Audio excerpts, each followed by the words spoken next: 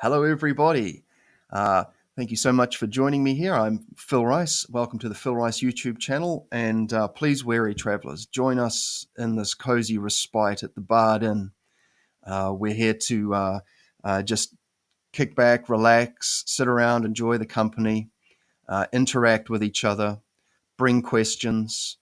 I have some amazing, wonderful guests, people here, for you to access. And so please put your questions into the live chat. And we have some questions set up, but we will most certainly do our best to, answer your questions as we can.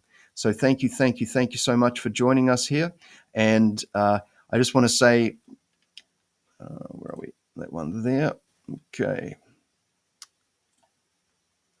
Thank you, everyone who's been heading over to the Phil Rice Substack, which is kind of my hub of operations for all that I do. You can see up the top here, there's a bunch of headings. So if you go to philrice.substack.com, sign up for the free email, or you can also sign up for a paid coffee a month type subscription that supports the channel. Thank you for everyone actually who's been going over to the Substack, and thank you to the people that are supporting the channel with financial donations, or even just liking, commenting, subscribing, sharing, and just joining in. It's very helpful and very encouraging, and I'm so grateful. Thank you.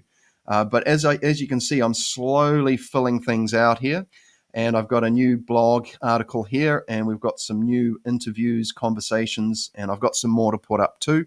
Substack's great, no ads, and you can listen with your phone off. How lovely. How lovely is that? You don't have to buy a YouTube subscription to do that. So, and there's some really great intelligent conversation happening over there on some pretty spicy topics too, because as most of you are aware, the world's pretty damn spicy at the moment, and we need to be able to have conversation. And this is a great place to do it, whereas some of the other platforms, not so much. So thank you so much. And like I said, as we move through, please enter your questions into the live chat. I've got the ticker running at the top of the screen here. Hopefully that won't it won't distract us too much. I'm just playing around with it for this episode. Thank you. And you can check out the links in the description below for how you can connect with the guests. The guests are also teachers, service providers, and have a range of offerings and wares for you to take advantage of to help you on your transformation, transcendental journey. And please. And also some ways in which you can support the channel. I've just put a donate button there for those of you who want to take advantage of that too. And so what we'll do is let's get straight into it. So I'm going to bring on the first guests, and it's a great pleasure once again to bring forward the very lovely Didi and Armand from ChiSkills. Hello and welcome. How are you both doing? Great. Great, Phil. Thank you for having us again. We're so glad to be here again. It's always amazing talking to you and meeting other guests and just having fun. And I'm always inspired coming back from these sessions. So yeah, great. Absolutely. Yeah. Well, and Didi, and how are you, sister? Are you well? I'm doing really well, and looking forward to the conversation tonight. So yeah, lovely to be here again. Well, it's always so nice to have you both here. You know, you're so active, and I really appreciate the commentary as well, the feedback to Armand, because I mean, I always feel energized after these sessions too. We're hanging out with some of the nicest people, having a great conversation about things that that are very dear to our heart. And and what we're doing here is this is, I don't know, maybe this is a bit self-indulgent, but this is really helpful for myself as well, and I know that there's lots of audience members as well who really appreciate what we're doing here. And so I really love this environment. It's so much fun. So thank you. And I've got our next guest lined up here, and we'll bring on the one, the only, Mr. David Paul Coleman from Astral Visions and astralvisions.wordpress. Hello, David. Welcome, brother. Thank you so much for joining us here. Hi, Phil, and hi, Didi and Armand. It's good to be here. Thank you for And having me.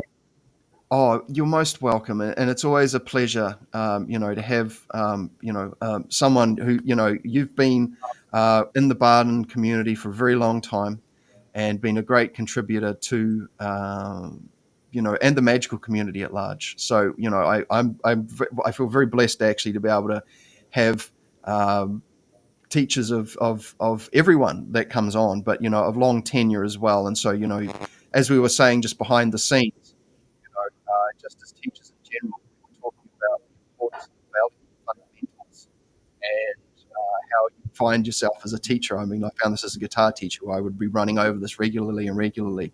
And we were talking about, in our time and our various lengths of time being in the community and supporting people who are coming through the process, how we do repeat ourselves a lot. There is good reason for that, and that will probably be a good place to start here.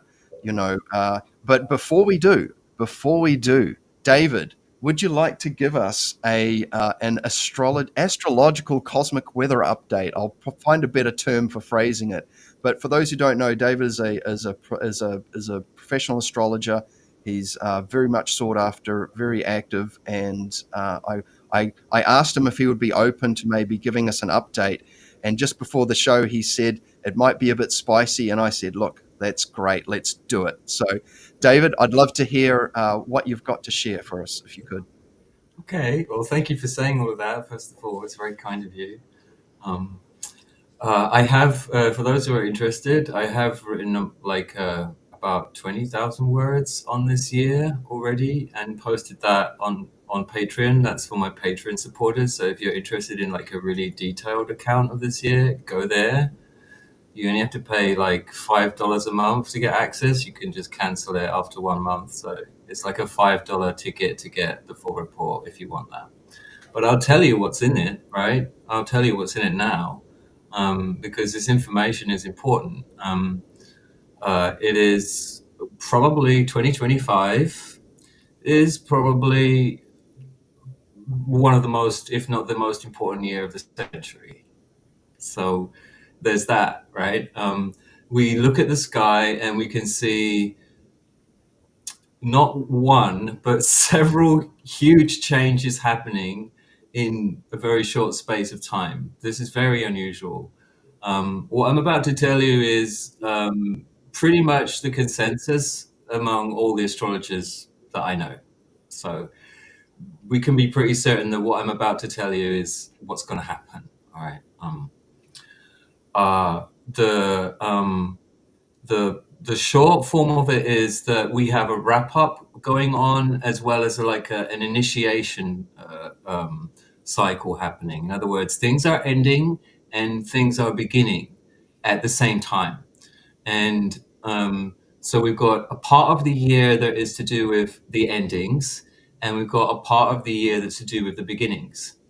But it's interesting in that it's split into three pieces because the beginning part is in the middle. The beginnings part of the things all starting is in the middle of the year. And the endings part is at the first 3 months of the year and the last 3 months of the year. So in between them, you've got 6 months, which is all about the future. And right now we're in about like the last sort of weeks, the last half of things wrapping up, but it's not the complete end of things, right? That's coming at the end of this year. There's a lot of big endings happening at the end of this year. So what's happening? All right, I'll try and be brief because I don't want to give a very long answer that takes up a lot of time. I'll try and give you the information as quickly as possible. All right. You have a number of very slow moving planets, the slowest moving planets, all changing from one zodiac sign to another in a very short space of time in this year. All right. We have just had Pluto go into Aquarius. It was in Capricorn since 2008, right?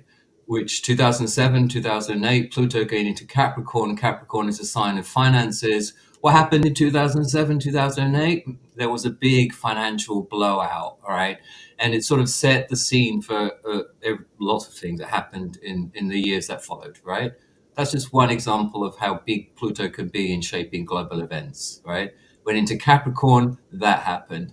It's just gone into Aquarius, which is a very, very different sign. And that's all about science fiction possibilities. That's all about space and human experimentation and invention and technologies that are breakthroughs, new paradigms happening. It's a shock to the culture. That is what we have just started to move into. We have just started to move into that with the robotics, the AI, the UAP disclosure, all of these other things that are, broadly speaking, science fiction, but are actually going to become science fact in this period of Pluto through Aquarius over until the early 2040s. So stand by. That is about to roll out. And we're about to start seeing some really science fiction things happening in our world, some really big changes. That's just one change. Neptune is also going to be moving from a sign it has been in for a very long time, since 2011, 2012. Neptune has been in Pisces and it's going into Aries.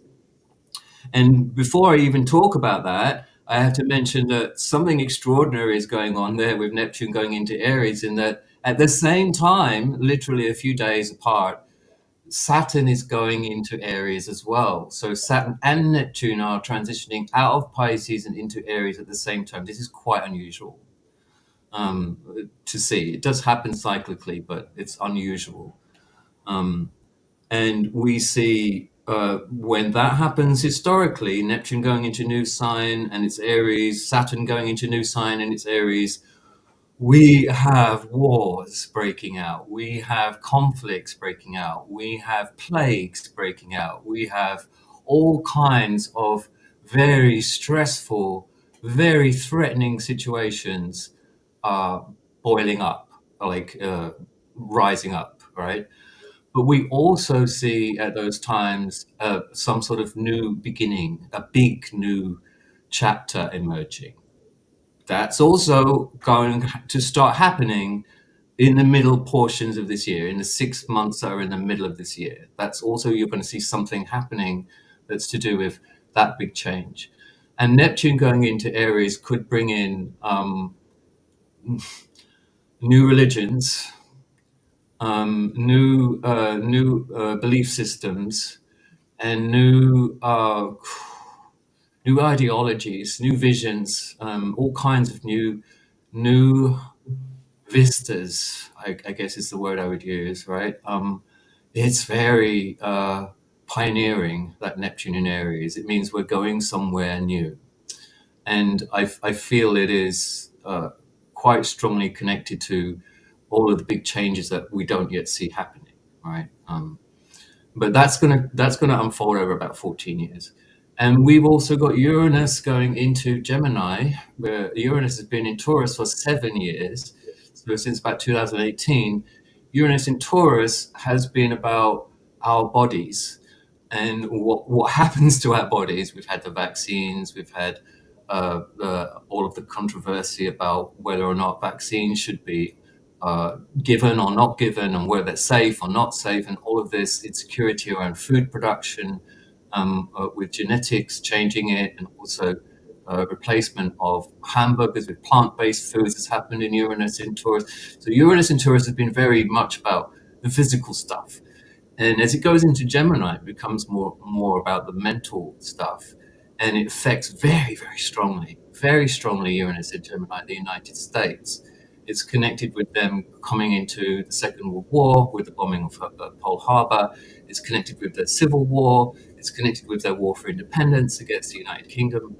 And it just goes on, like sort of like manifesting these huge, big changes for the United States. And we see it already. There's an administration happening in the United States right now that's making historic changes, not just there, but to the world picture.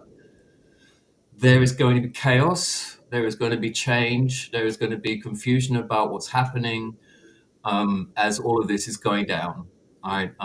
And a lot of things that have been going on since 2008, a lot of things have been going on since 2011. They're all going to start wrapping up this year too. We're going to see like the ends of those stories. So it could be that we'll get another pandemic, because that would be wrapping up that story again for us. It could be that we're also looking at the end of the Ukraine war, because that situation will be wrapping up, and a new border with Russia in the West, and possibly also some sort of civil collapse over the next 7 years in the United States. It looks very likely to me that will affect the whole of the global picture. So we have to sit tight. And in the middle of this, probably a few surprises as well. Wonderful. Thank you so much for that. My goodness. And so I'm going to towards the end, we'll do an expose on the websites and that, because you're a prolific writer. You have, like you said, how many 20,000 words? Was it something like that? Yeah, that's yeah. I've written over 1 million words in the last 10 years. That's okay. All right. They're sort of floating around on the internet. Okay. So, you keeping people updated. That's so wonderful. So that's astralvisions.wordpress.com, and we'll do we'll get that up on the screen so that everyone can see that. And so thank you so much, David. That's, I have to say, I'm feeling it. There's something going on, and especially over the last couple of months, last year it was quite challenging in my personal sphere, and there's still this feeling of a tension of a challenge going on, even though the details of it seem to be changing. There's still some kind of adjustment, and I don't know if I'm going to personally find the stable ground that I'm hoping for. I'm better off to just hunker down a little bit and get some feet on some solid ground. And with all this going on with people in my life and things like this, the amount of time I spend in nature is necessarily, I can't remember what the word is. There's a necessity to increase that. Yes. And I guess that's, this is probably a great place to start our conversation today. And I just want to say to the chat, thank you everyone for joining us. My gosh, we have nearly 20 people in the chat. How lovely. Cool. Please put your questions into the chat, and it'll pop up, and, we'll get to the questions towards the, once we've gone through a couple of the topics, but we're keen to engage and address the needs of the community. So please bring them forward, and we'll do our best. So thank you. So let's shall we begin? Okay, so I'm going to pass this first question to Didi and Armand, and like I said at the beginning of the conversation, this is the beginning of the year. We have a lot of new members entering into the, I guess you might call it the Barden-oriented sort of community. People are coming at it, discovering Barden's work and Hermetics in general, writ large, through other various teachers who are starting to proliferate on the internet.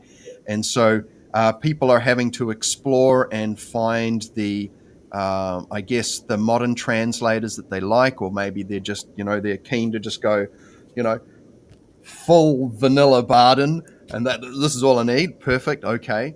However, as people who are instructing, sharing knowledge and wisdom and teaching and coaching and translating and sharing information as much as we are, there are some common fundamentals that are, I guess we might call them evergreen in their utility, and they're just valuable because when, as a teacher, we we get a lot of the same questions, and some of these questions can be answered by reminding people who are asking us of the importance of these fundamentals. So to bring it all back around, Didi and Armand, what tips have you got for those who are just starting out on the path? And I mean, when I say the path, I mean that in a broad term, not necessarily completely Barden-centric, but, with that sort of theme at the core.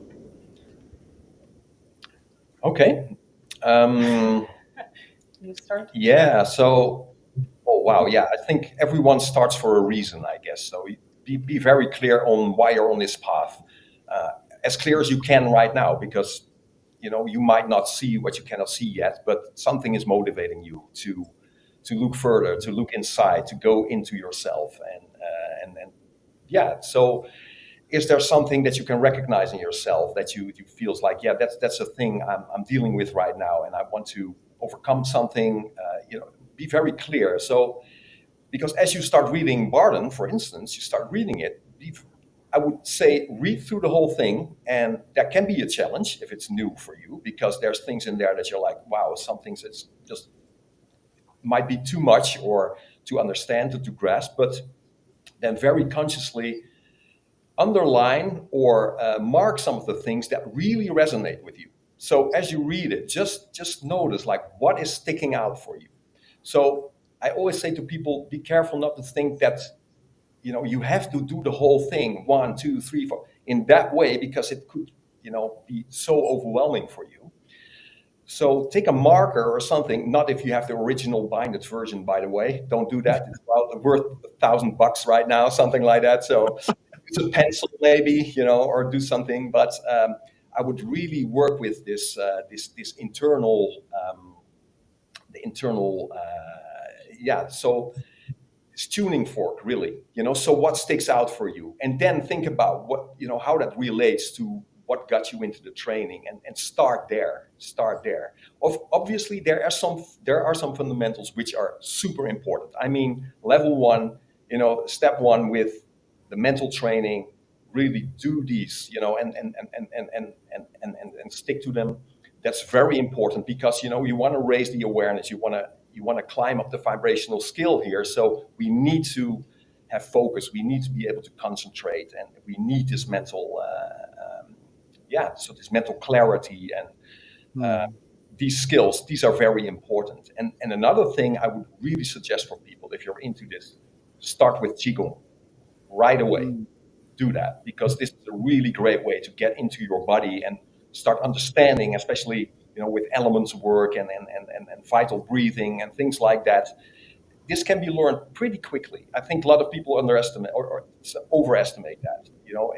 If you find a good teacher, you can show you quickly how to do these things, because that's where it is, right? It's all about energy work, really. It's all about hitting certain frequencies and working on these frequencies. So, these are just a couple of things that came up for me that are very important. And also be very patient. Be patient with yourself. You're in it for the rest of your life. Don't hurry it. Don't get demotivated by things if they don't go that quickly. I have people, they're like, I still have all these thoughts. I'm like, man, that's, get used to them. Don't get demotivated with these mental practices. Just stick to them. And also, I hope that you can find that out of the Qigong practice, that how you can see that is really going to work with how that's going to help your mental training as well. As that is just the foundation, right? It's all about this consciousness. So Yes. creating this strong consciousness. Yeah. And we were also talking about routine. Routine, yeah. Because routine, you need to have some sort of routine to really build this, go on this path and continue in this path.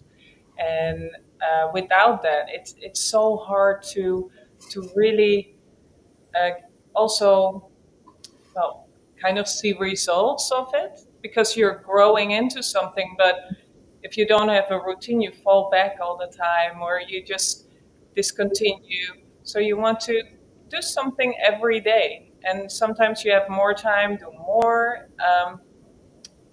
But if you don't have time, still do something, so you don't really fall off, and because it's so hard to start over again.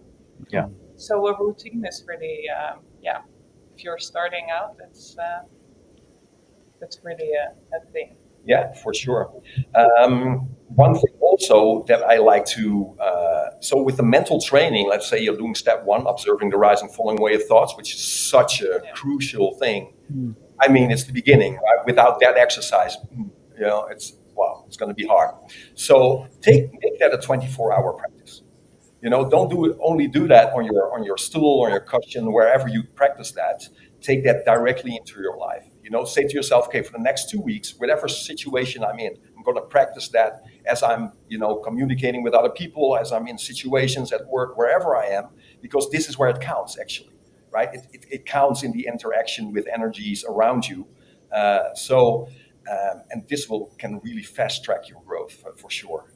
So I try to live the practice, and that really helped me for sure. I got that tip as well from my teacher. He said, "You're one of these 24-hour people." And I said, "Yeah, I take all these mindfulness trainings with me throughout the day. I live them. I want to live them because this is where the biggest improvement is for me. It's just to be able to understand my state in relation to the situation where I'm in, and then to be able to switch that around at a certain point. So things like that are very, very important. So I had a student recently. I'll end with this one. I had a student last week, and he was all over the place. He was teaching workshops, breath work in Norway, coming back to his kids in Portugal, and he was like, "Oh, I know what you're going to say. You're going to ask me how was your training? Well, I didn't do anything." But he said, "Yeah, but every time I was too much in my head or something was that I just tuned into the energy body." And I said, "How many times do you do that on a day?" He's like, "Yeah, 30 times, maybe 25 times." So that adds up to how many hours of practice on your day, right? It's like, yeah, I've actually been practicing, right? And said, "Yeah, man, this is where it counts. It's your life. It's all about swinging the pendulum. That's what it is, I guess. So, and he's getting very prolific at it. So it's not about oh, I didn't do 2 hours a day. No, take one exercise, practice it everywhere. Do that thing. So. That's great. Yeah, thank you for that. And I think too, something I found to be quite valuable about carrying practice into the day. It's an extension of a lucid dreaming exercise where you sort of stop in the day and you assess your environment with great care, and you basically seek to confirm to yourself that you're not in a dream. Now, I'm not doing that as a form of integrating the exercises into the daily world. It's more that that kind of point where I stop and I go, I just start paying real attention to the environment, and that's me, doing that sort of that early mental training as well. But I found that helps to act as a kind of a switch to bring me into sort of a deeper state of mind, because everyone's living a busy life. I mean, when we're communicating with people from different backgrounds, we kind of get pulled out of that sweet spot where we're sort of we're living that kind of magical life, if we will. But yeah, I mean, as far as the mental training goes that you're talking about, and the qigong stuff, I mean, my gosh, like just sitting there, you got 5 minutes to kill to sit there and just play with the energy, and just keep that alive throughout your day, and that slowly permeates, and you absorb more of that into you as an unconscious practice. So yeah, that's beautiful. Thank you, David. What tips for those just starting out on the path would you offer from your many years of experience with this and in teaching and coaching? First of all, what comes to my mind is the question, what is the path, right? Oh, yeah. Right? What is the path, right? That you are a unique individual, right? Like every person that comes to me, I have to have like some one-on-one interaction with them to help them, right? Because they're all unique, right? And so you have a unique path, okay? That is going to be what? I don't know. Mine is somewhat astrological, and I've also like got into alchemy, and other people are into other things, right? We've talked about some of those already tonight. What is the path, okay, that you want to walk? Now, I'm glad that you framed this question so that it's quite open. We're not just talking about Barden here, right?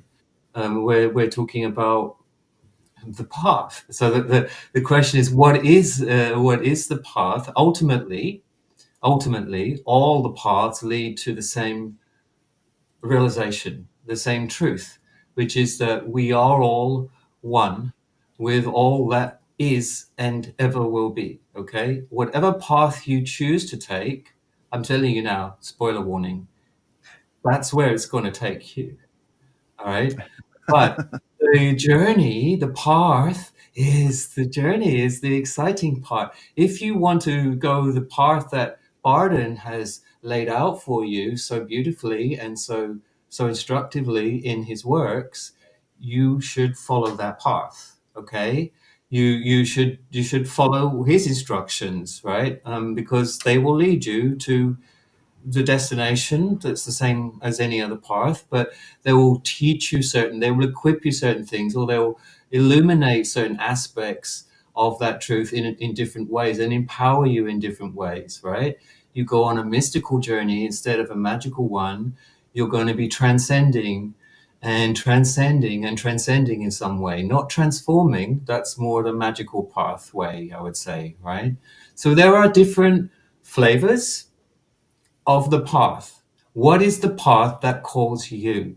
Don't Mm. feel that you have to shoehorn yourself into this path or that path because, I don't know, someone else said you should do this, or your parents do it, or someone else that you admire is doing it. Those can all be inspirations, but they can also be straitjackets that you will need to escape from to find your path. Whatever your path is, it will be unique.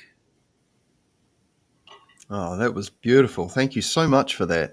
Yeah. And that's it. I think what it is that for myself is there's an unfolding and an unraveling and a revealing of things that just emerge that I couldn't possibly have comprehended or perceived beforehand. And for me, that there's just constant surprises and interests. And I find that having some structure is helpful for the routine aspect of things, because it sort of gives me a one foot and step of the other type of scenario that I can get into. That gives me a run up and some momentum. But when it comes to like you said, the spoiler thing, I thought that was absolutely gold. You're right. Wherever you go, there you are. And what are you setting yourself up for? And um, there is just it's so broad and open. It's so wonderful because we've basically got our own adventure to have. And I think it's important to regularly review what we're investing our time into with our work, so that are we actually living someone else's path? And establishing if that's something, it may be useful for a while, but then we might be like, you feel yourself being pulled. I think that the early stages especially are setting up good foundations, like we said, and then you'll discover more of your own personal unique along the way. I mean, I've personally found much more sovereignty and freedom as I've moved through the early stages as well, that I didn't have before, which has given me a much bigger vista to explore as well. Thank you so much. That was really wonderful. And I just want to say to the chat, far out, the numbers are starting to grow. We're getting a bit of a crowd here. So please put your questions into the chat. We've got a couple already and we'll get to them. I'm going to run another question through. And this is one I think that's another good, valuable setup for beginning practice. And that is, what advice can you give on setting up a practice space? So I'll pass this one back to Didi and Armand. So, in a sense, we've got some teachers have said that, the same place, the same time sets up a almost like an astral pattern of sorts, or a pocket that you occupy, that you're conditioning to be conducive to highest outcomes. And then, of course, you can just go wander out into the forest as well. And so, you have these different approaches, and I'm sure, and obviously there's going to be many more too. But I'd love to hear, when it comes to setting up a space, and maybe this isn't something that everyone can do because of their sort of household constraints, if you will. If you have children, I'm sure that this is something that's would be a challenge. But Didi and Armand, please, if I could get your thoughts and any advice you could give on setting up a practice space, whether it's for a beginner or even reviewing. Yeah, I think for most important is it's somewhere you feel safe, where you can, you know, be yourself, and where it feels, where the energy is okay for you to start your practice. Um, and well, for me, it would be also somewhere where it's a little bit quiet, so you can be with yourself, not with people running around you. So is there somewhere in the house that you can set up a space that's dedicated to you? Yeah, and can you charge? You said something about other people saying that this, if you practice there every day, there's something of the astral energy there that that helps you come back to that place and continue your journey. Um, so you can put some stuff there as well that can help you. I did a lot of the inner child training, so I have some pictures of myself as a child, and every morning when I walk in, I write my journal. I sit there and I check in with my inner child. But by looking at the picture, I'm kind of having that connection much quicker. So I have one of me being like 5 years old, and I have one of me being a teenager. Because a lot of people, when they do inner child work, it's about their inner child being a young child. But especially when I started working with that teenager, I was like, wow, there's a lot going on there. There's so many changes there. So I have these two pictures and I check in with them every day. And that sets me, it really goes into feeling where I am. Am I okay to go into the world, or is there something I have to do still before I can go and continue my day? So that's some advice. Yeah. And we actually thought about more things, but Yeah, so but I think it develops over time as well, Yeah. you know. So I started with just okay, so where should I put my cushion when I start meditating? You know, when I started out slow, you just walk through the house and it's like, and you feel it, you start sitting there, and maybe that can develop in some way. And at a certain point, you might notice, oh, my back's a little bit too much to that window, or you change that around a little bit. So it's more like it's almost out of that starts a sort of a feng shui journey of of seeing, okay, where am I sitting? But is there also is there clutter? Is there stuff that is distracting me? You know, some stuff is obvious, like screens and stuff. So where I train, we don't have a TV, by the way, or anything. I mean,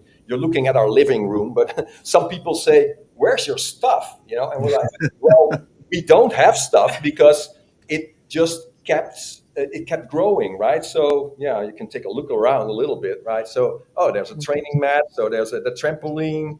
Well, there's the dog on the couch. We do have a couch for relaxing, by the way. Hello.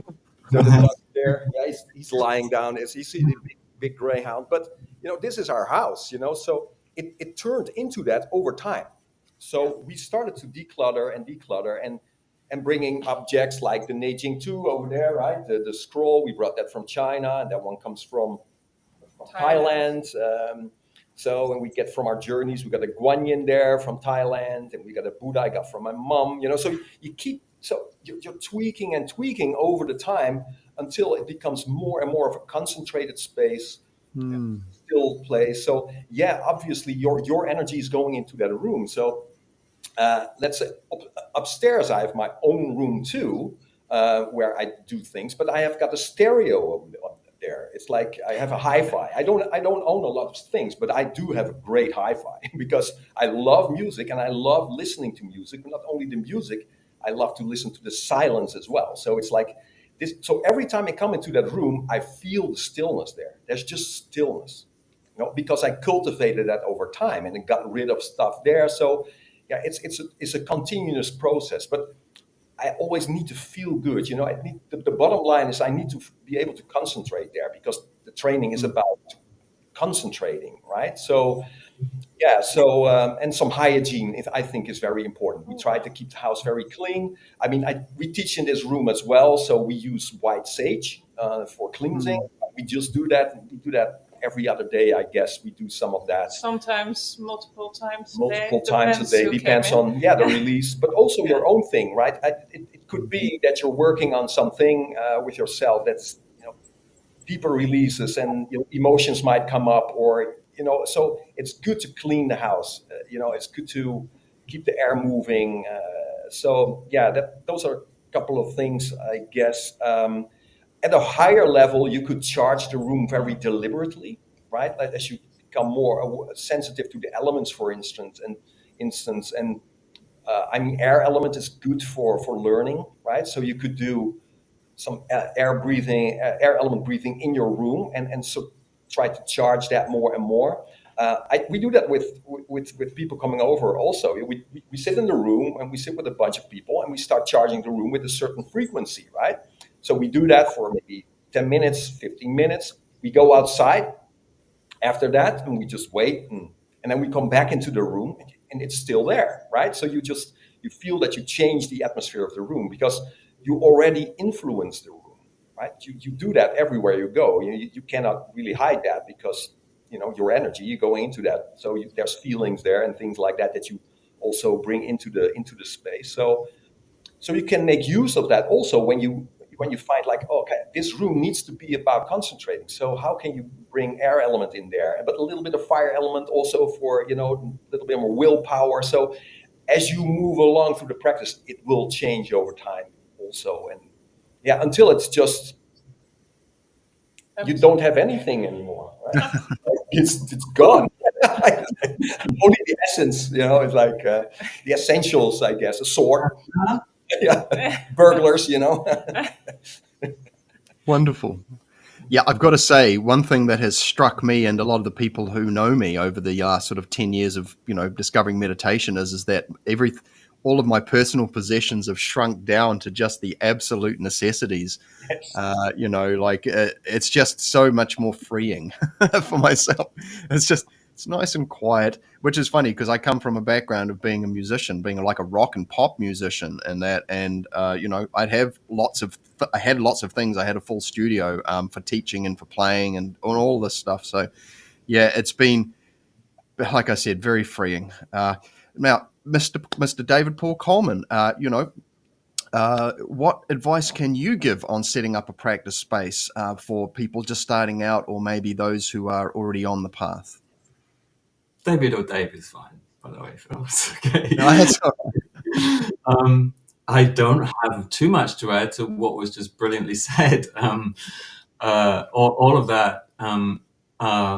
You have your physical space, your astral space, and your mental space, right? These are the three spaces that you need to care about, all right? Your physical space should, for me, it's always, I'm trying to think of all of the, like, I'm 53, so I'm trying to think of all of the different ways in which I've had space to do this work in, right? But for me, there's always been an object, a thing that is the center of that space. Quite right now, it's the little statue on my altar, which sits just to my left over here, right? But there's always been a thing, an object that is the heart or the center or the focal point of the space, and just making eye contact and then interacting with that object transmutes the space into the space, right? Right. So there's always like an anchor point that allows me to do that, right?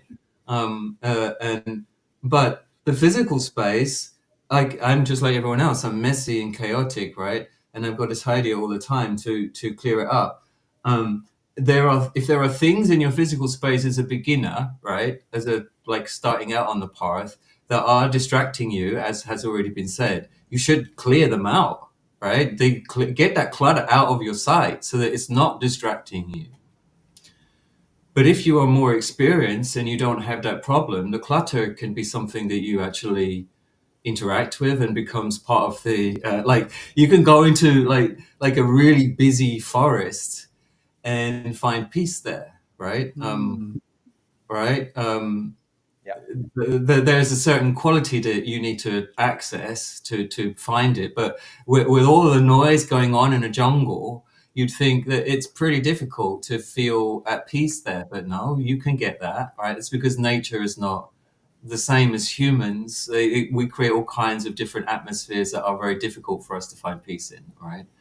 Which leads me to the astral, right? So physically, if you're at the beginning of your path, it's very, very important. It's super important to clean up your stuff so that you're not distracted by it and that you've got a focal point that puts you in the space, as I've just described, puts you in the mood. Let's call it like, right? In the vibe of doing it.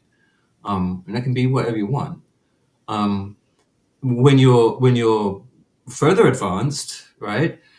You see your space, you perceive your space, which is what's been talked about now already, differently, right? It's not just your physical space anymore. Now you see your astral space and your mental space, and everything in that space must be a reflection of your spiritual journey, of your spiritual path. If it's not, then it's a distraction from that. And you become, as you get further and further into the path, you fall more and more deeply in love with the journey, with the spiritual path, with the enlightenment itself. That becomes your priority. That's one of the major transformations that happens. And so you do want to clear your space out of all this garbage, right? Because it's not an expression of your own essential meaning. And that's the whole path. Expressing yourself, being yourself. And it's not an expression of you, then it needs to go. And that includes all your old books and all your old stuff that you're attached to and all the things that you love, right? But then there's your astral space as well. And I'd say for a beginner, that's really the important space as well to think about, right? Your astral space is your attitude of fundamentally to the work, to the progress that you're making, to the exercises that you're doing, whatever it is that you're trying to do, and your attitude to life, right? Your attitude to being who you are, how comfortable you are with who you are and what you've been doing with your life so far. That is often a mess in the beginning, right? You're going into step 1, step 2, step 3, or its equivalent, and you don't have a firm grasp of yourself. And you also don't have clearly developed psychic senses as a result of not having a firm grasp of yourself. Then you are in a bit of a dangerous situation in terms of your awareness of your astral environment. What could be in your astral environment that is affecting you, that is affecting your progress. And there can be a ton of things going on in your astral environment, from what's happening in your neighbor's house to what's happening in your workforce that you're taking home with you invisibly. Because you're not perceiving it in the beginning, this can be a problem, right? You can find yourself dealing with all kinds of stuff in your meditation. Things are coming up for you, having to do with all stuff. It's all part of your journey, by the way. But you can make it a lot easier, and this is what I'd advise everyone to do, even if they're not like pursuing a spiritual path, right? You can make it a lot easier by putting a symbol up somewhere in your home, somewhere in your space, that identifies this space as your space. Humans live here, right? Now, years gone by, they put all kinds of things up, from like horseshoes and like rabbit's feet and whatever, like Christian crosses over doorways, right? It doesn't matter. There's always a thing, though, that gets placed in your home, like a hearth symbol, a magical symbol of some kind that gets put in your space that identifies it as a human abode. And this identifies it as a human abode in the astral, symbolically. And so there are beings in the astral around you, invisible beings that you're not aware of, who will sometimes they will see your home and they're like, well, no humans live there. We're just going to go all, it's like a highway. Your home is like a highway for these astral beings moving through it all the time. And that can really be something that you have to deal with in your space if you're trying to calm your mind, get into a quiet space, right? But if you put a protective warding of some kind around your space that symbolizes that for you and that makes you feel that it is protected, then those beings are going to see that's a human abode. A human lives there, and they're probably going to avoid it, right? The only ones that aren't going to avoid it are the ones that are coming to make trouble for you. And if they come to make trouble for you, there's a reason why you need to deal with them, and there's a lesson for you to learn, and that will be okay. You'll deal with it. Oh wow, what a wonderful response! Thank you, David. Yeah, this is it. as I've stripped my walls bare, I've been very, for some reason, thoughtful about what I choose to adorn my personal space with. I live in a shared space, and there's people, and so claiming that space. Because that's wonderful. I haven't actually thought about it like that. You're right. There is an overlap, obviously, of these other realms of reality. Like you said, a highway passing through. I mean, it's like guys, I'm trying to do stuff here. Like I'm trying to work here. I'm trying to live and do stuff. Can you just knock? I think setting up, like, if you've got, like, I have my room, for example, and so I set that up to be a space, and I charge that, and I set a ward up on that, and I think that's a very sensible type of venture there. So thank you, David. That was lovely. All right. So let's bring in something from the chat here. So thank you to everyone in the chat. We've got about 24 people in the chat. That's super cool. Thanks, everyone. I appreciate you all. Please remember, you can chuck your questions into the live chat. We've got some incredible teachers and experienced practitioners here who are happy to help out how they can. Okay, so here we go. So Simon Paul says, and this is more to do with one of the previous questions, I also feel that doing a little bit of practice rather than nothing makes me feel like I'm selling myself short, so I don't train. How do I get over the all or nothing mindset? So I'll pass this one over to Didi and Armand. Yeah. For me, even doing a little bit it sets me in another headspace. It sets me in another state, as to say. So then I can take it into my day much easier. So I feel different not doing anything, doing a little bit, or doing a whole session. But even doing a little thing will change my day. So it's just a mindset thing, knowing that even doing a little thing makes a change. Yeah, I think what I see, because I'm reading it while you're saying this, but this becomes a pattern, right? Yeah. I see a pattern here. I see a cycle. So, and it's a bit destructive in this way. I would say, yeah, this needs some releasing, and yeah. So I see this a lot with students. That can happen with this all or nothing approach, right? Yeah, I think one of the main things is that you meditate yourself on this sentence and just read it a couple of times, and try to, as you're reading it, take some distance of it, discharge the emotion around it, and now just read it 20 times or something, Simon. Just read it yourself, and what are you actually saying here to yourself? What is it that's happening right in it? So take this distance and now become aware of this might be a pattern in your life, actually, right? Also with other things. So, and what is underneath that? Can you also recognize that? What's the feeling here with you, right? Is that lack of self-confidence maybe in it, or is it something? So I think this could be a really good study sentence for you, just to create more awareness around it, and that might actually liberate you from this as well. Just to, I would hope for you to do that first, and then learn from it. But no emotions, right? Not don't attach anything to it. Just read it. It's like, I also feel that doing a little bit rather than nothing makes me feel I'm selling myself short. There's a lot there, right? So I don't train. How do I get over that all or nothing mindset? Well, how do you get over it, right? So study it. Just feel it, read it, learn from it, and then start releasing on it. And what comes up with that, study that, see what's underneath, because there's something underneath here.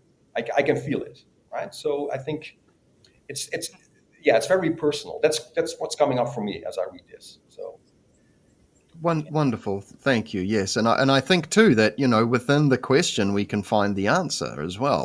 Yeah. And so when we, like you say, we distance ourselves from the emotional aspect of it, because we can get caught up in it like a soup, and you've got to sort of pull yourself away from it so that you can objectively, look at it and not be caught up in it. And this is like one of the greatest things I think that the Barden initiation Hermetics offers us, is this introspective process where we externalize these observed behaviors and patterns about ourselves, so we become less attached to them. It's like when I do readings for people, we take their internal situation that they're concerned about potentially, or their situation, and then we put it on the table, and that creates a gap, if you will. And so we're talking about the thing rather than you caught up in the thing. And that's just a sort of a loose analogy that I would share on that. But David, have you got something you'd like to share on this? Yeah, I do. So you feel like you're selling yourself short, right? That's the feeling that you have. You feel like you're selling yourself short.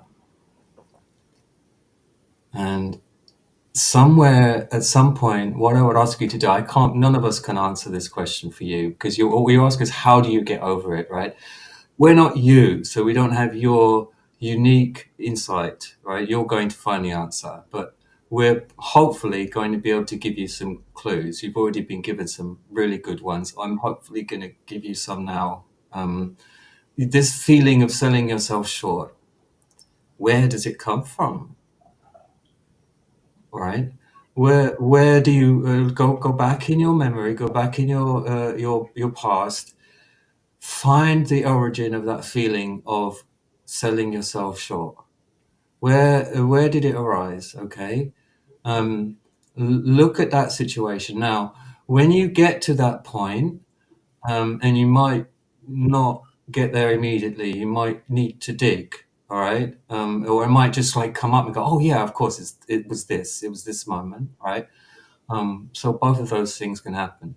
But when you get to that point of understanding the origin of this feeling of selling yourself short, I want you to try to see the positive aspects of that at that time, right?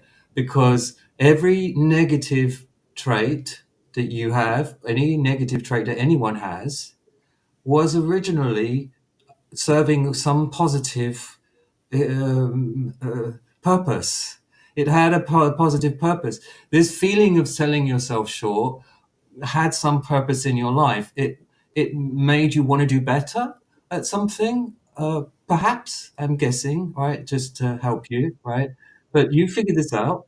When you know what that feeling was for, okay?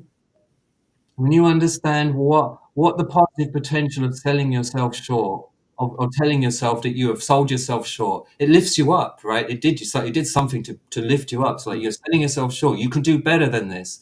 It's like giving yourself a boost of confidence. When you find that, you will realize that actually you didn't really fully consciously integrate that lesson.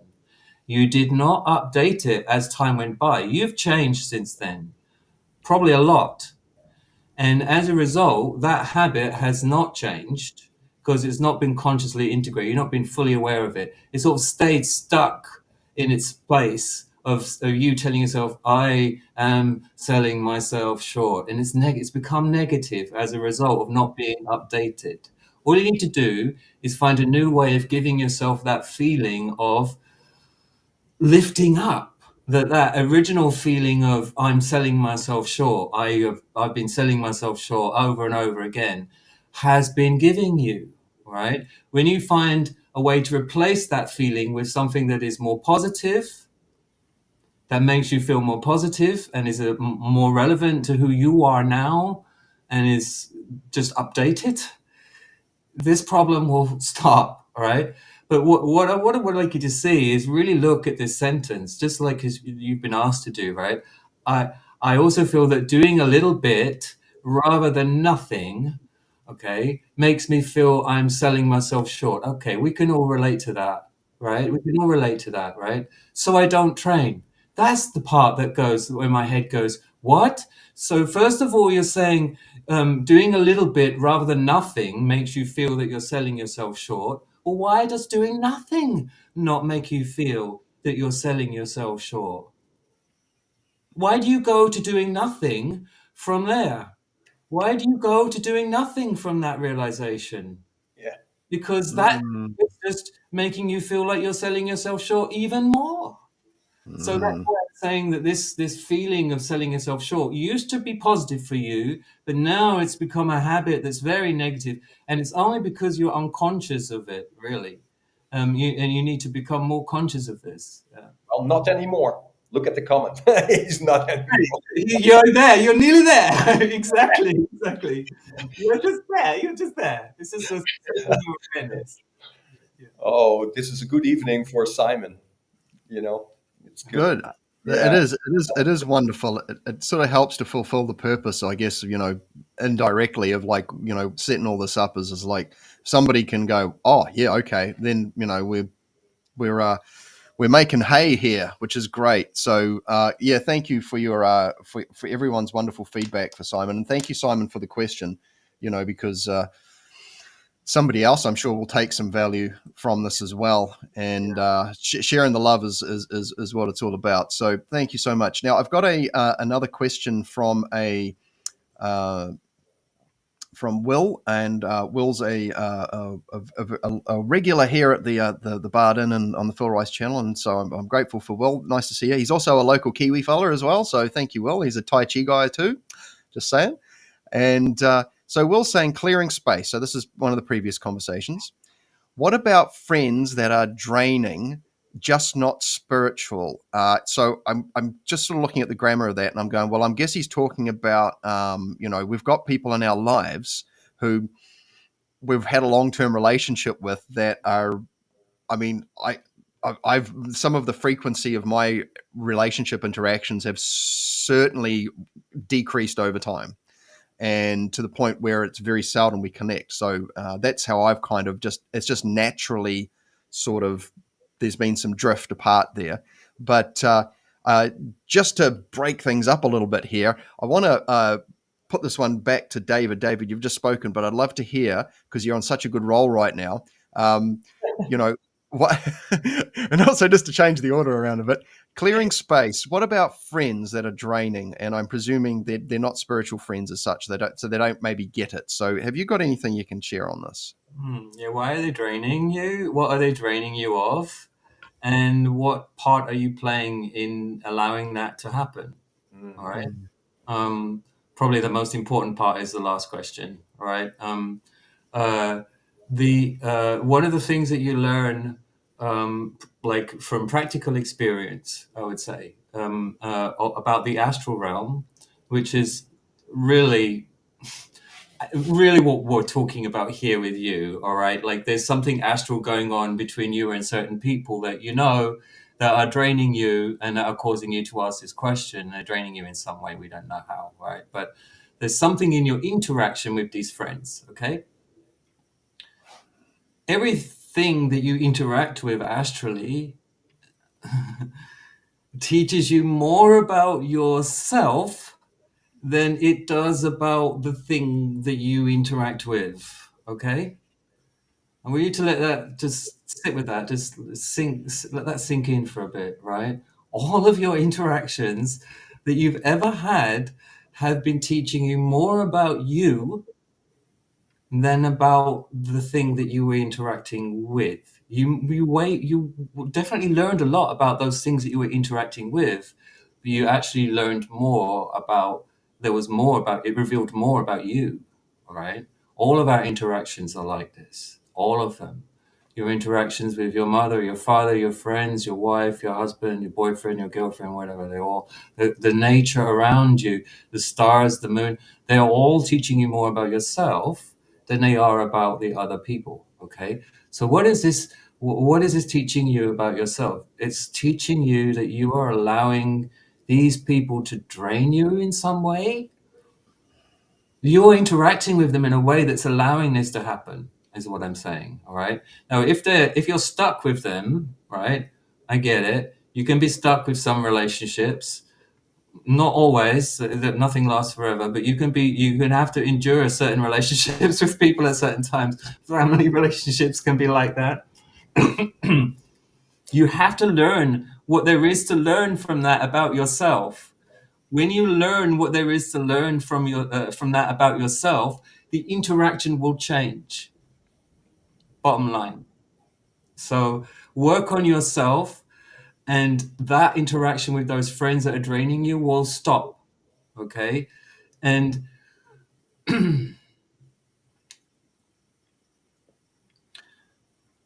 focus not on the ways in which they're draining you, right? Because focus, attention brings enlargement, growth, expansion, right?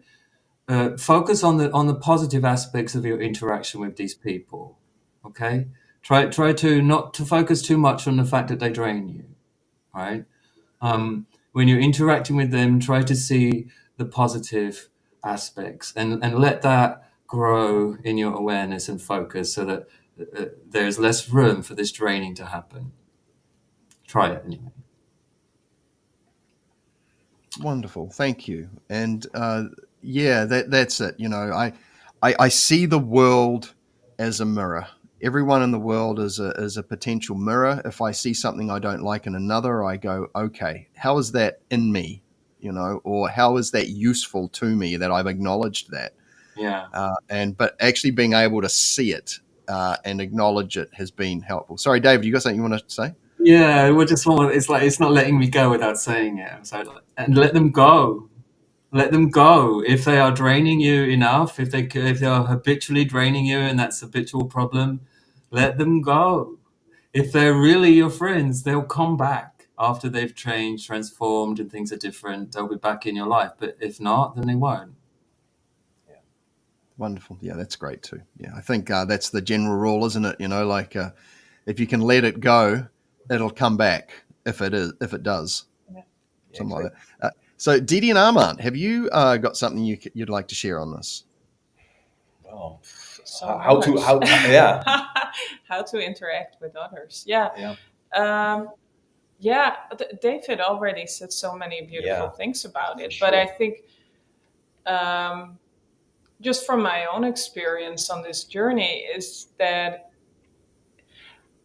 and I see so many other people doing it. First, you kind of react on how the other one behaves. Like you say, oh, that other one behaves so rude, or is always talking about all this bad stuff happening. And then after a while, you're kind of thinking, okay, what is my part in that conversation, in what is happening at that particular time? And especially at a certain time, I had to really look at my own boundaries. Boundaries was like such a big topic.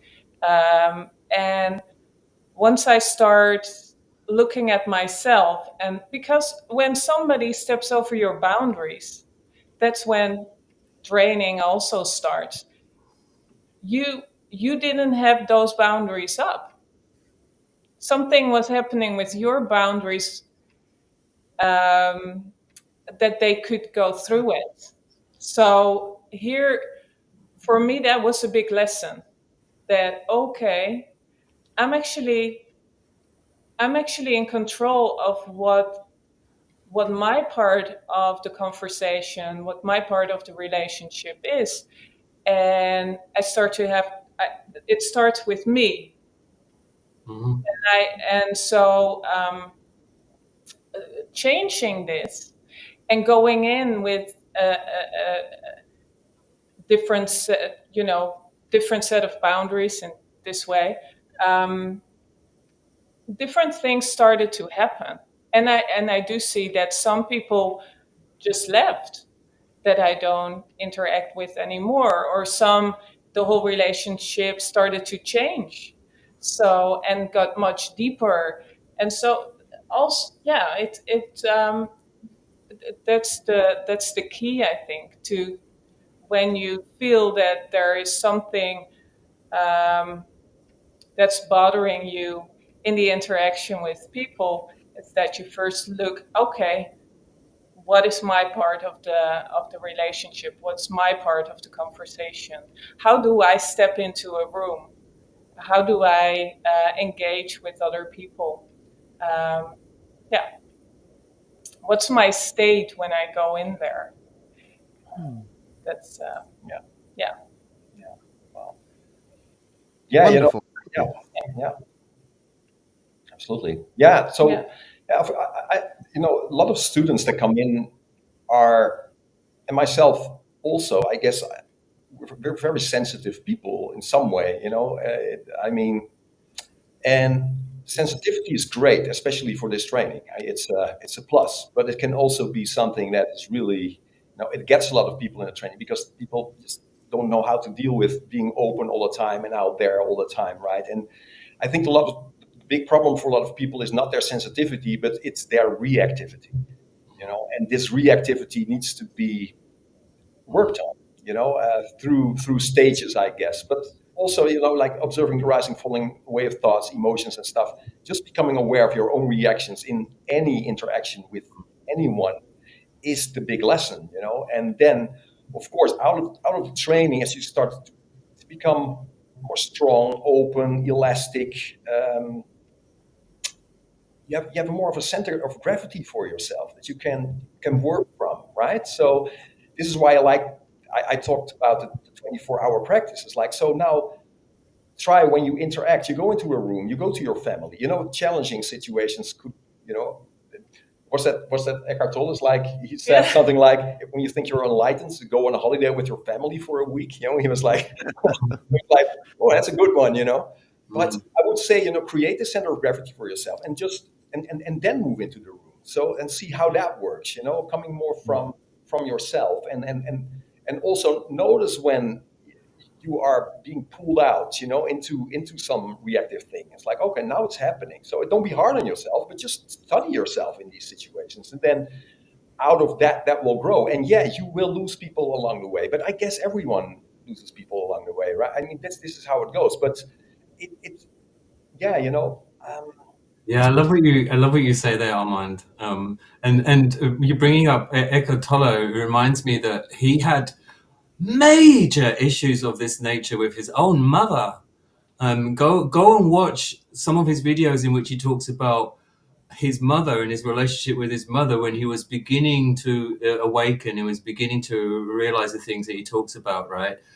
She was always putting him down, always draining him, not spiritual at all, just a terrible person for him to be around, right? But he has some wonderful teachings from this time. It's from this time that he learned everything that he is teaching today, which is you have to be in control of your reaction. It's your reaction to them that's causing you all this suffering, really, yes, ultimately. it's your Um, and from a Biden perspective, I don't know, Will, if you are on the Biden's path, right? But if you are, that is one of the fundamental universal traits of the magical equilibrium, of the astral equilibrium, that you are always in full control of how you react. yes, Yeah. yes, Yeah. And another thing that I've been studying is like if you look at systems, that's another thing um, that came up for me a lot is like dealing with family. Like, well, there's a big challenge for a lot of us, especially in these family systems, and the system is so strong, especially a family. Um, how you have to behave within these systems, and Yeah. there can be such a challenge to if you want to break out of that, if you don't like even things like if you don't want to be at a Christmas dinner, or that you want different food, or that you you know traditions. I mean you have traditions in families that you think they are not healthy. They're actually something that I don't want to attend. But the family structure is so it just if you don't join, you're almost like the black sheep of the family. So it's all these there's so much conditioning there, and so looking not just the it's not just the interaction about two people, especially when you're Right. in a Yeah. system. It's not just the two people, but it's also the system that you're in that that actually set the rules for how the interaction is going. Yeah, and how to behave and how And to liberate yourself from and that. to be very aware of that system where you're in, especially in families, really helps you if in like, okay, this is actually the thing that's going on.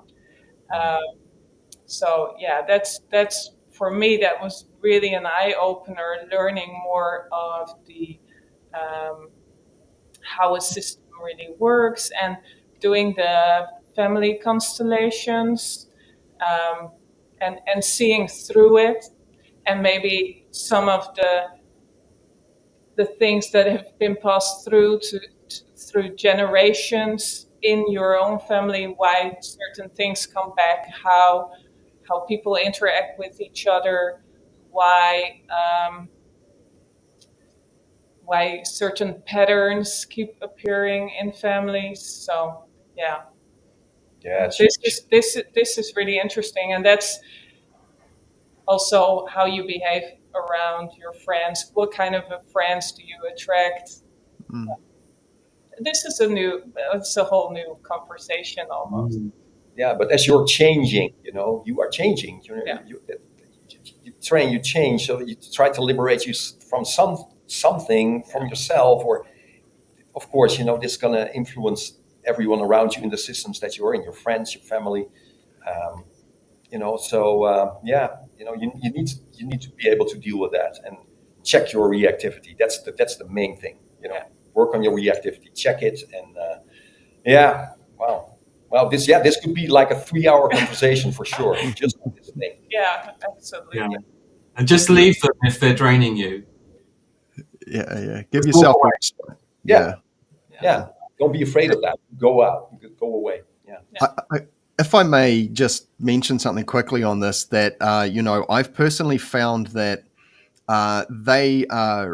they're like weights that you might not be ready to lift yet. Mhm. You need to build some personal kind of resilience and to be able to walk back in there to go, okay, I can go in there, but those lesser bits of me or those parts of me are gonna take the helm or take control of the ship, and I don't want that. And so, okay, Love that. yeah. And so, one thing that I did as a young man in my 20s is that, and my friend's father told him the same thing. He said, go live somewhere where nobody knows you. Then you won't fall into those habitual patterns of how to be in familiar situations. Mm. And it was great. I was hanging out with people that I really didn't know, and I got to discover who I was because I wasn't playing out, family Phil. Like when we're hanging out with the family, like you have these kind of roles that you step into, just formed out of habit as you grow up around people you're familiar with. So, but yeah, I mean, there was so much we've touched on there that my gosh, that was a great response. So thank you, Will, for prompting that, because this is a thing that it's very hard not to find yourself in social environments, especially in Western civilization, where you've got, especially say strong opinionated people, or people with either religious, political views, or whatever it is, and to sort of like. I've got to say, a lot of those things I'm just not interested in them personally. But when it's people that you care about or people that you're involved with, whether it's because you have to live with them or they're with family, pick your battles, but you got to recharge yourself, because you just won't be able to give the best of yourself if you're this emotional kind of energy exchange going on, and you walk away going, oh man, that was, when you feel tired after a social exchange. And I think that's a great way to monitor. It's a great thing to journal as well. Okay, so thank you for that. Now we are coming up to the 90-minute mark, and so I did cap this particular session at 90 minutes. But if are the guests okay to stick around for maybe just another couple of quick questions? Sure. For sure. Thank you, guys. Okay. Now, the next question from the chat is basically one that I put up in the for the guests to consider coming in. And I'll just use the chat. So Scratchtopia has asked, what are the most typical obstacles or hang-ups for beginners? Thank you, Sean. So, you know, uh, we talked about this at the beginning a little bit too, about just setting up routine. Didi beautifully mentioned that, and that's a big one. Every day I'm going to show up and I'm going to do this thing, and whether you can do it at a certain time and in a certain place, well, but just quickly for myself, some of the biggest obstacles have been developing a journaling style, but that learning that skill, because there's different types of journaling. I do writing and blogs and things too, but learning how to write and doing that as a preliminary exercise even prior to sitting down to do my practice. Like I'll sit down and do my practice structure, if you will. I'll touch on that, but sitting down and doing some writing helps me to organize my mind. I can get my mind out on the page as a starting point, so I can empty it out, and then I can start organizing and structuring my thought processes. And I might do this while I'm actually doing, because I regularly return to the early mental training. It's just wonderful to help set the day up, if you will. David, in your experience, what are the most typical obstacles or hang-ups for beginners? Are we talking about Barden praxis here? Yeah, I'd say let's make it Barden related. Yeah. Okay. Number one, in no particular order, right? But the things that are coming up for me, right? Immediately, priority. This has to be your priority. Get your priorities in order. Your spiritual growth, your spiritual development is why you came here. Right at the beginning of the course, you have absolutely no idea that what I'm telling you is absolutely true, but this is absolutely true. You came here only for your spiritual development. You did not come here for any other goals in life. None whatsoever. This is it. Number one, this is every time you came here, every incarnation. This is why you came here. You want to know why you're here? It's for this. So get it straight in your head. This is your number one priority in life. This is why you are here. Everything else that you believe is not true. Right? You've just been told that. You've just been had to believe that to get by, right? Your job, your relationships, like having money in the bank, all these things are priorities, but they are nowhere near the priority of this. Right? So get that straight. We talked about this in the pre-talk before we came in. Discipline. If you're doing the Barden path, accept this path is one that you will require enormous amount of self-discipline to get through. But having said that, it's not a binding, not a really binding path at all. You're free to involve any of your other interests, whether that be Catholicism or alchemy, you name it, right? Gymnastics, ballerina, whatever you like, right? It can all become part of your praxis. Okay, so getting the priority doesn't mean that you have to exclude everything else from your life, right? And become like a guru in a mountain somewhere, just meditating all day long. No, it means that you must make it the priority in your life in another way, internally. Everything you do, every interaction with every person, every activity that you do is in service to your spiritual development. Okay, get that right, get that straight.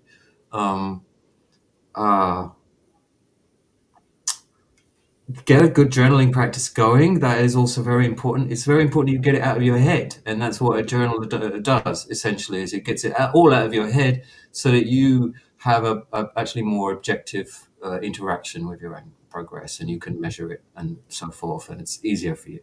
That's it. Oh, wonderful! Thank you. My gosh, yes. What you said about the ultimate goal. I really love that, and the emphasis you placed on that. And so, what is the value of the physical realm, and what opportunities does it offer for the spiritual development pathway, if that is the prime goal? And if we look around to us and we see all the challenges, it's like we're in a gym. We're surrounded by training partners who we can either sort of see the value, how that sort of feeds into our pathway and our development, and or not. But yeah, thank you for emphasizing that. That's very helpful. Another set of wonderful responses. Thank you, David. Didi and Armand, what could you add to this question of what are the most typical obstacles or hang-ups for beginners? Yeah, wow. I think David almost said it all, in these couple of sentences, because it's so important. I agree totally on the journaling. You journal your own pathway to God. That's what you do, and it's your path. So everything that comes through, journal it, because you make it real, as David also said. When you write it down, and don't type it, write it. I went very far with that. So my teacher said to me, "Okay, get a notebook, get a pen that you only use for this journaling." And I added a red marker with that as well, because I do brackets around stuff that I find very important as I journal. But I also do it in a silk cloth, and I keep it in my space where I train. So I treat that with as much care as I treat Didi or my dog. It's like this is so sacred for me. Because as David says, this is what you have to do here. You're waking up here in your life, and now you find this is the most important thing. And of course, we're not being taught that, because you are not the center of the universe. Well, let me tell you, the universe is supposed to be endless, infinite, so that makes you the center of the universe, right?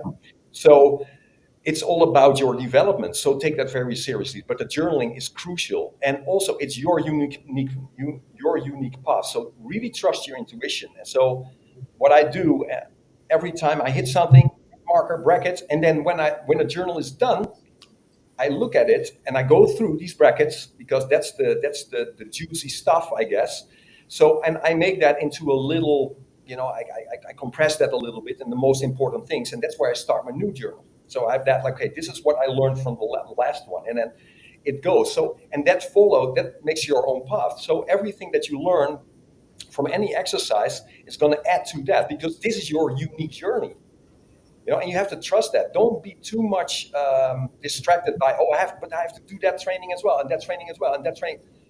Yeah, but does it add to that? Because it becomes much more clear as you go what your unique thing is here. For me, it's different than for Didi, and it's different for me than for Phil or David. But we share the same sort of universe where we work from, because people before you have already walked past, and out of that they shared and gave that information to next generation. So some of the work you don't have to figure out per se, but you still have to walk that path, right? So, but it's very unique to you, and yeah, of course, that's so. Yeah, I think the journaling sticks out, because I see a lot of people fail in that, and I'm not sure why. It's that. So then the question is, what is your motivation to train? Really stick with that for a while. What is the motivation that gets you into this? What makes you decide to, listen to this podcast or whatever? Why? Why are you right here, right now? What is that? And journal that somewhere. Journal that. It's like, okay, make that very clear for yourself. And now all the training, everything you read in Barden, but also what you get from a Taoist, or what you hear Tony Robbins say, or whatever, you hear a lyric in a song and something resonates, write it down, because it's important. Trust your internal tuning fork. And we've been not brought up that way.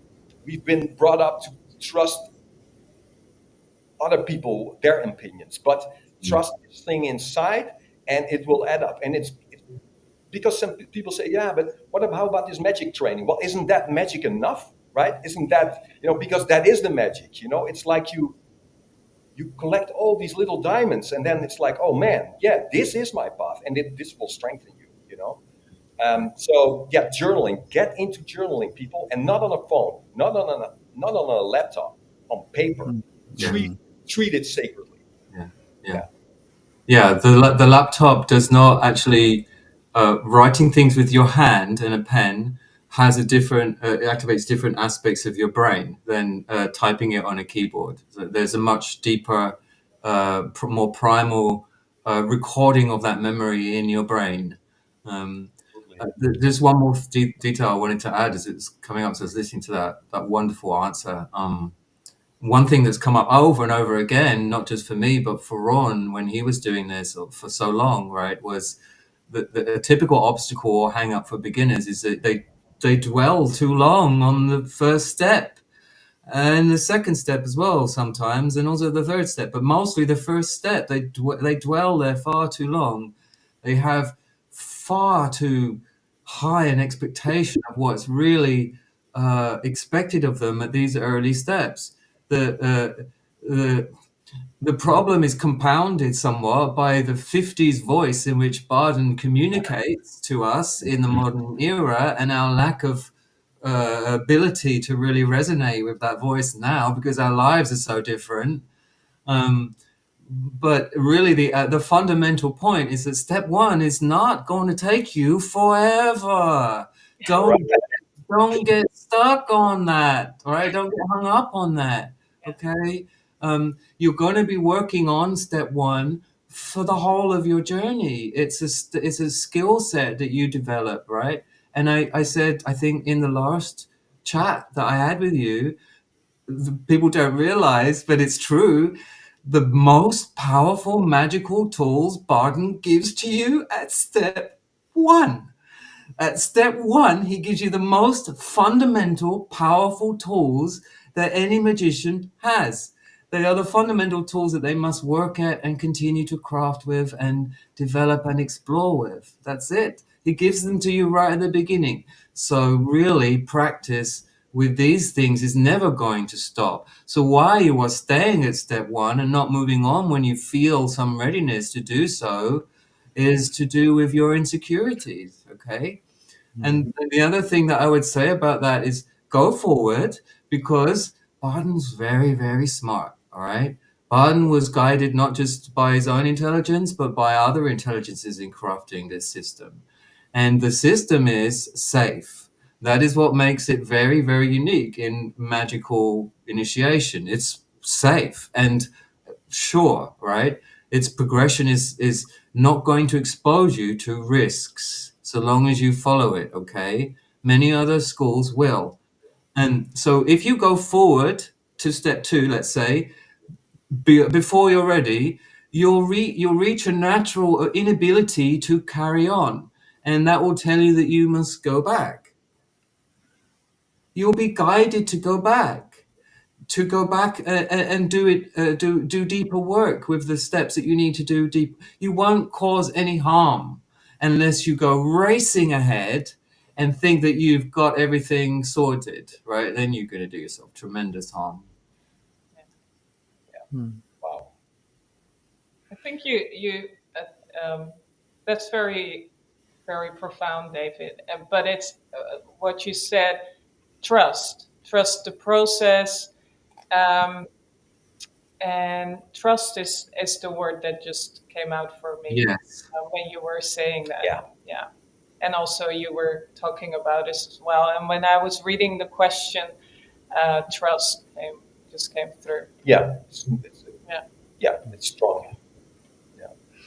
Wonderful, thank you. Yeah, and obviously you're going to encounter things that you can't conceive prior as well, and so there's things that are going to challenge you as you move through, and they're just the bigger weights you have to lift as you move through. And but like David said, the sequential kind of build up that these early exercises gives you creates a wonderful platform for moving forward. And when I first started meditating, it's funny, I accidentally just closed my eyes and just started watching what my mind was doing, and that kicked open some pretty damn awesome doors. Mm. Also because I was interested in it, not because I was given a task to do. I just thought, I'm just going to close my eyes and see what happens, and that kickstarted a whole series of things. I have to say that finding ways to be interested in what you're doing and staying engaged with it as well. If it becomes too dry as well, I think it's valuable to nourish this. And I might just whip back to one of the questions I came up with, or the discussion topics, just to brush on this, because once you do this for a bit, you soon discover, what existing activities and recreational pastimes are feeding into it, and what takes us away from our desire to practice, or our impetus to practice, or our want. So the reason I brought this question or this topic up, are there any complementary activities or recreational pastimes that support your practice? Part of this channel is to sort of create like I guess an idea of like how a modern lifestyle can be used to feed into and support with everything, because we're so awash in things like media. I mean, managing screen time is a real thing. It's very hard not to interact with a screen nowadays, whether it's a phone screen or a laptop screen or whatever. So David, I would love to hear from you. Are there any complementary activities or recreational pastimes that support your practice?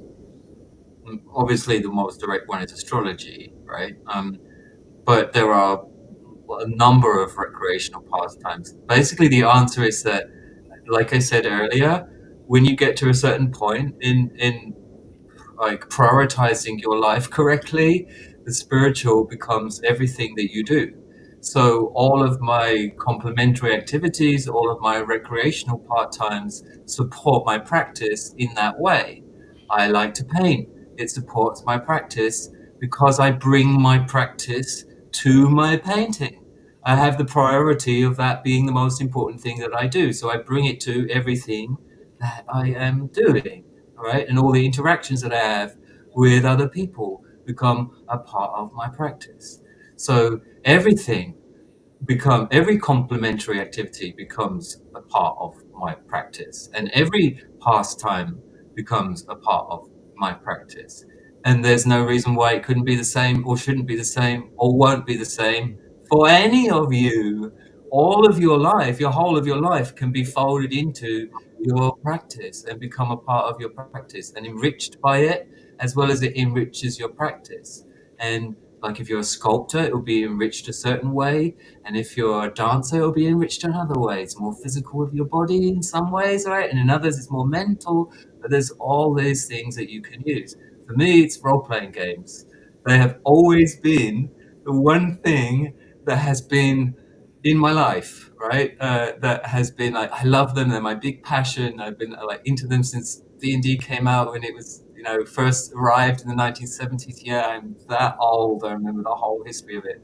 Um, and that for me has become a wonderful tool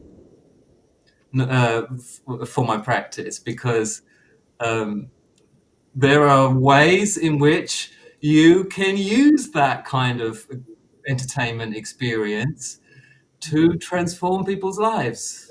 It's a commonly known experience that you can go into a role-playing game and have a transformative experience that changes your perspective on yourself, changes your perspective on life, or changes your perspective on something, and then you can come out of it, right? Well, obviously, that's huge, right? As far as like initiation is concerned. So I've had many games, stories, told many stories in which I've explored aspects of my identity, aspects of interaction, all kinds of aspects of imagination, develop my imagination. That's a big thing with Hermetics as well, right? So for me, it's always been role-playing games.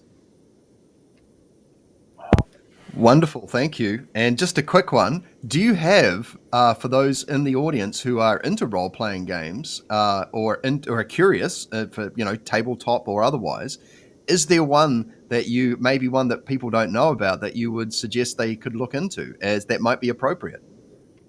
For pardon, and anyone interested in magic, there's only one, and that's Mage the Ascension by Phil Broccato and White Wolf Game Studios. It's just a huge occult philosophical treatise in itself. Just reading it is an education in occult practices all over the world and throughout time and space. It's just a ton of stuff in that book that you can enjoy and tell stories with that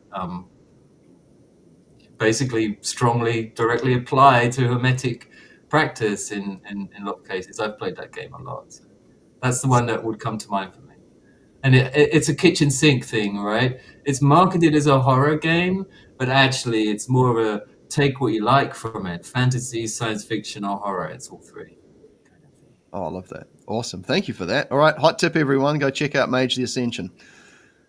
Didi and Armand, have you got any complementary or recreational pastimes that that have become part of your practice, or something you brought that have come with you that you found ways to apply practice to, or to complement practice, or so on and so forth? I'd love to hear.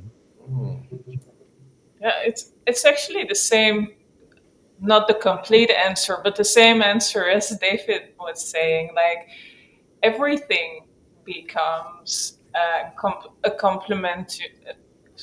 complementary activity to support the practice. Like I'm really into food, and with the nutritional qigong, the five element food.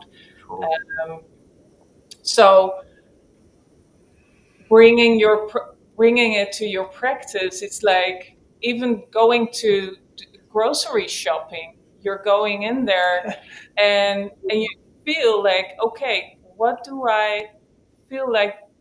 What do I want to eat? What kind of energy do I want to bring into my body? And so you start. I only go to like organic shops. So, and then you just kind of roam around, like, okay, what feels good for me now in this season, in this particular day, and then I really interact with the food. So this is already kind of part of my practice, like, okay, and then cooking, very mindful, very, uh, it's a practice on itself. And then again, when we eat, That's the best part. that's yeah. Especially, he's like, wow. He finished a meal and he already wants to know what's next. So okay, but when we don't start sitting at the table, but we do our how do you call that, A ritual. our ritual, We have our affirmations, and we stand up and we tune into life force, and we say all these things and repeat them, and they become more powerful. And then and you measure some days it's a little less power. It's like, oh, what's happening? So next day, now it's better again. So there's so much ritual. Isn't food like the center of what we do? Actually, yes. Yeah, I guess so. Yes. It kind of brought me on this path. Yes. It was always something. First, it bothered me. Like I always had stomach aches, and so this kind of got me on this path. And now it's kind of, this is what it's like. It boosted my practice. It's the thing that started it, and it's kind of the thing that really it inspires me every day. It's what brings it's the start. It's part of my day every day. And so even charging the food, eating the food, being very conscious eating, and so that's for me is a very strong one. Talking about this question. Improve. I mean, out of the training, everything seems to improve, right? The taste experience, just the mindfulness of anything, how it's in the mouth, how it goes down, how is that an hour later, how it feel good, or maybe it's like we do these 5-day workshops with people, and really going through the ascension path, going through all the different stages. And then in the middle of the week, we also do lunches together.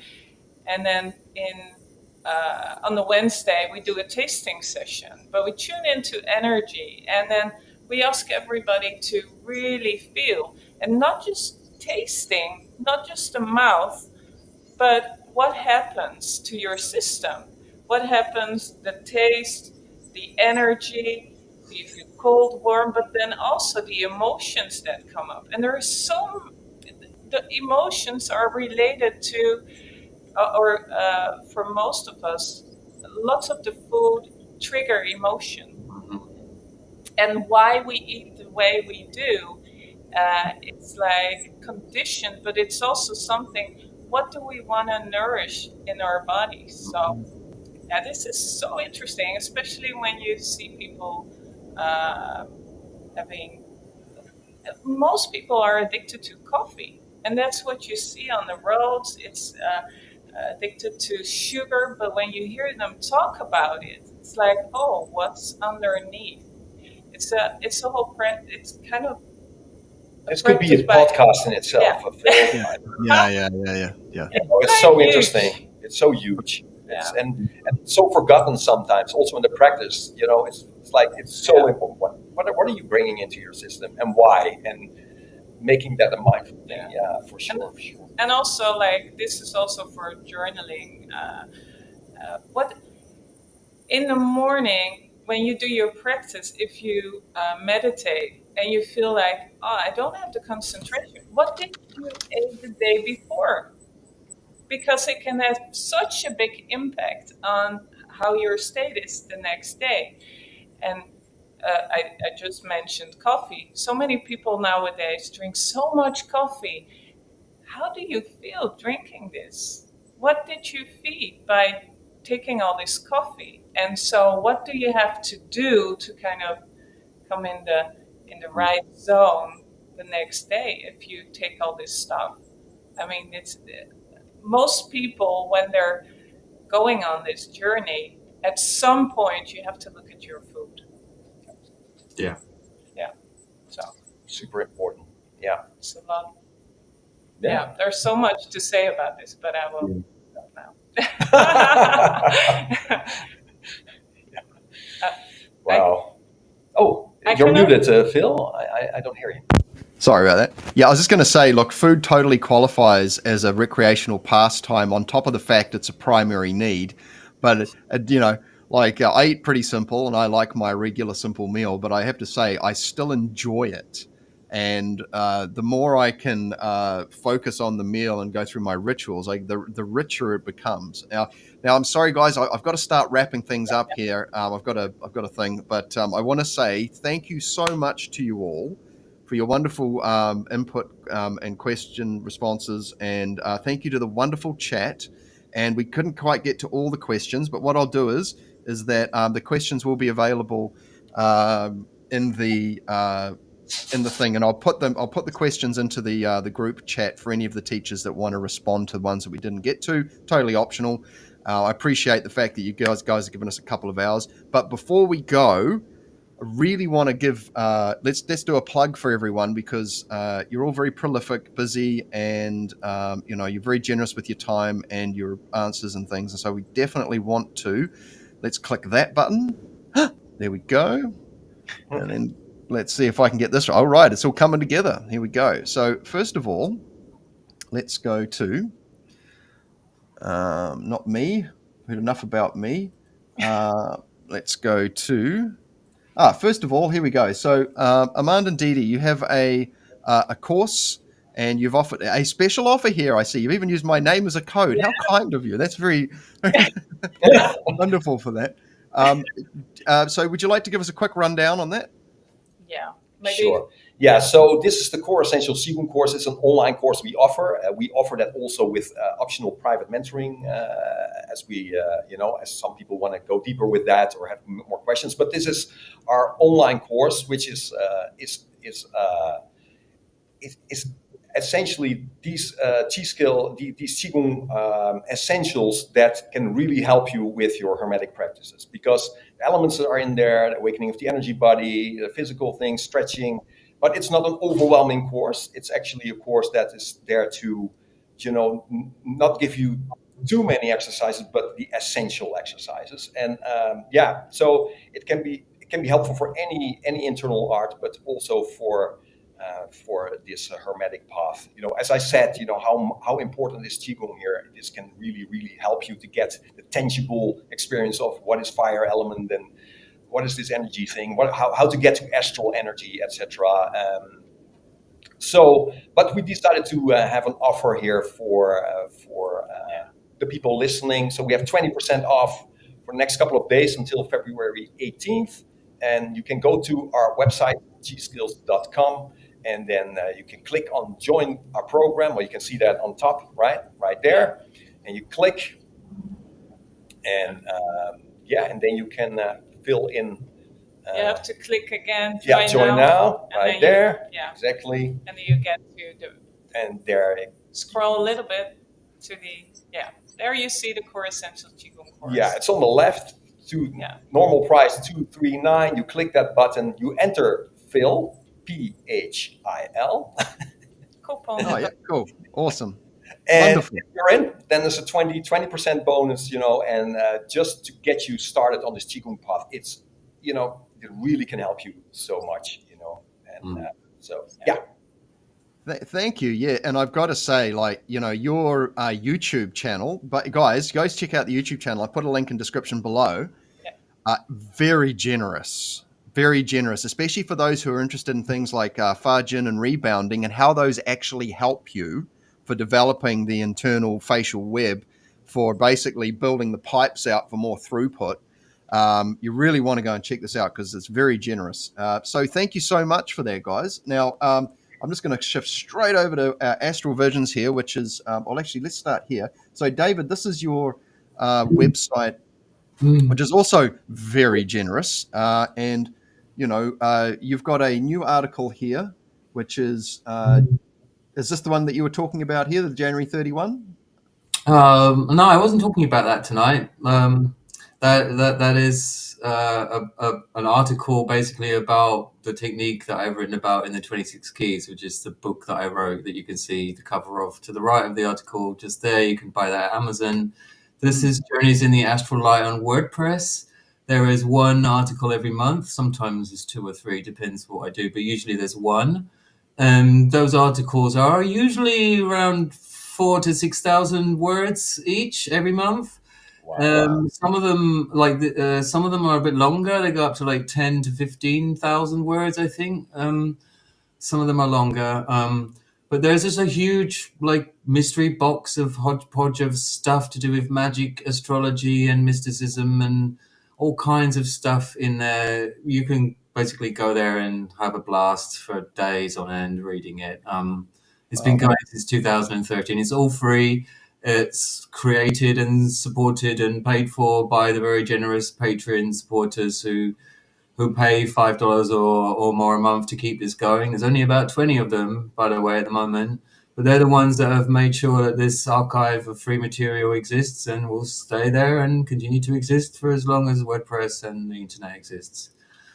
That's where you can read and learn from me. If you want more personal instruction, you have to go to astralvisions.org. That's my website where you can read just a little bit about me and my services, and you can book some time with me, and I will talk to you about absolutely anything that you want to talk about. Basically, that's it. Wonderful, far out. That was great. It's so much value here. There's, this is a great way to get to know potential teachers, is because you guys are putting yourself out there in a very personal way, sharing large amounts of context and expressing value. And I think this is such a wonderful way. I mean, David. The other thing, David, is how can people find out how to support you? Like with the $5 a month thing, I can't see an option. Oh right, yeah. There's usually a link in the bottom of every post that I do. There's usually a link to my Patreon, like in each article. There's a link to my Patreon at astralvisions.org as well. So you can get to the Patreon from astralvisions.org as well. Oh, there you go. Yep, cool. Right.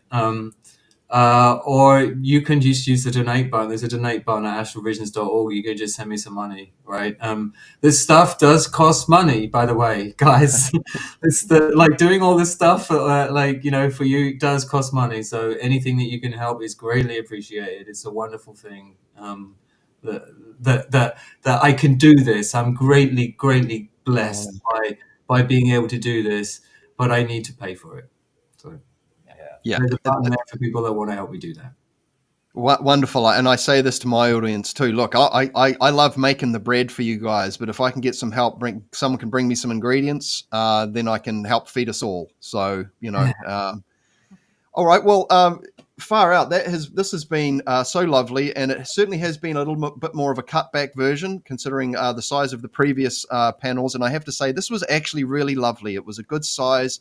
We had wonderful flow. We had many angles of the conversation. We had some wonderful questions in the audience. Thank you to Didi and Armand. Thank you to David.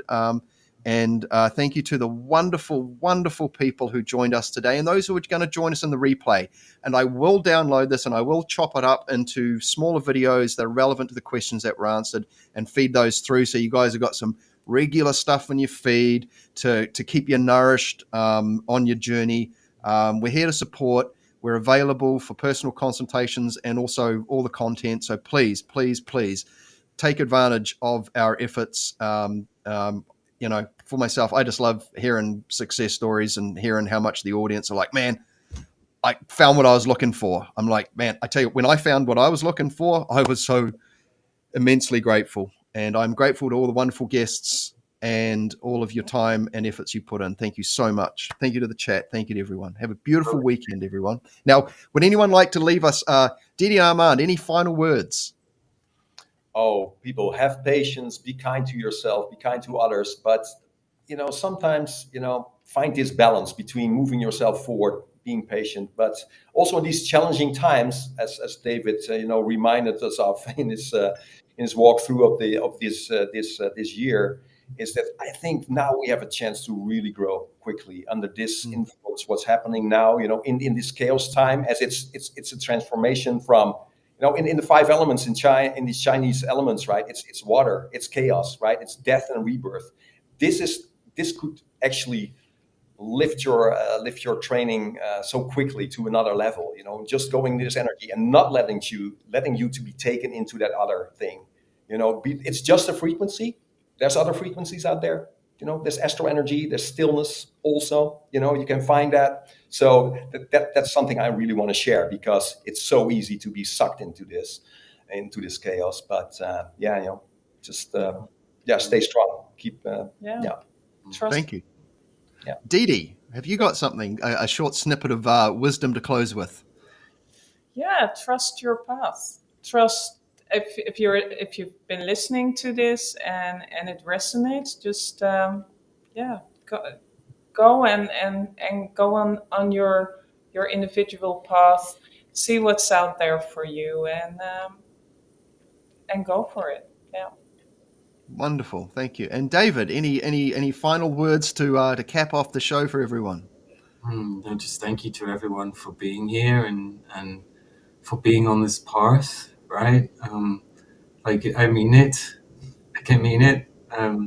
It's a great gift to be able to share in this way with other people, right? For many, many thousands of years, Hermetics had to live in isolation.